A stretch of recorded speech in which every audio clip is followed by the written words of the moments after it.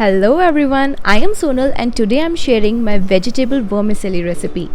This recipe requires very little effort but tastes delicious. So let's get started. But before starting, don't forget to follow me on Instagram and Facebook. Vermicelli was the first pasta I consumed without realizing that it is actually pasta. It is very thin pasta that is broken into bits, and best of all, it's made of whole wheat and is egg free. Vermicelli is versatile and can be cooked in 100 different ways. You can make a sweet milk-based puddings to a simple dish like this one.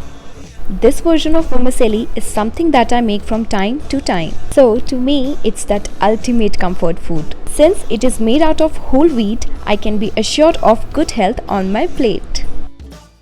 If you like this video, hit that like button and subscribe my channel. And if you have any queries for this recipe, do share it in the comment section below.